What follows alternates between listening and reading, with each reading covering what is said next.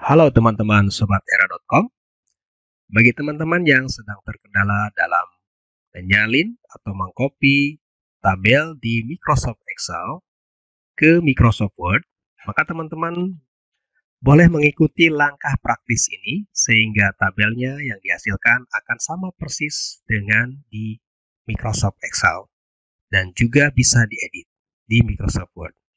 Pertama, kita buka dahulu filenya di Microsoft Excel. Kemudian kita klik kanan di pojok sebelah kiri sini. Kita klik copy. Kemudian kita klik di Microsoft Word. Kemudian kita klik menu insert ya. Kita klik table. Kemudian kita klik Excel spreadsheet. Maka akan muncul tampilan Excel. Kemudian kita klik kanan pada pojok sebelah kiri. Kemudian kita klik paste. Nah, bila teman-teman ingin menghilangkan judulnya dan tidak memasukkannya, karena mungkin nanti ada judul lagi di atas di Microsoft Word ini, kita boleh hilangkan, kita hide, kita block seperti ini, dua baris ini. Kemudian kita klik kanan, hide.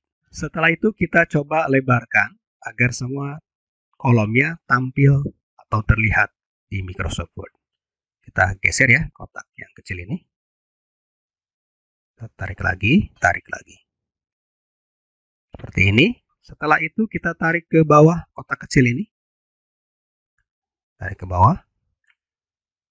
Sampai dengan baris yang ada nomor 20-nya ya. Nah, seperti ini. Setelah itu, setelah terlihat semuanya, kita letakkan kursornya di luar ya. Kita klik di mana saja. Selanjutnya kita klik tabel ini. Kemudian kita tarik secara diagonal kotak kecilnya ya, agar dia mengepas ke kertasnya ya. Oke, ini sudah sesuai dengan apa yang ada di Microsoft Excel ya, seperti ini.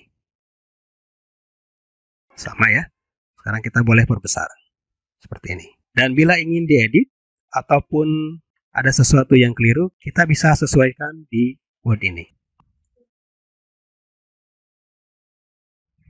Semoga bermanfaat bagaimana cara mengcopy tabel secara rapi dari Microsoft Excel ke Microsoft Word.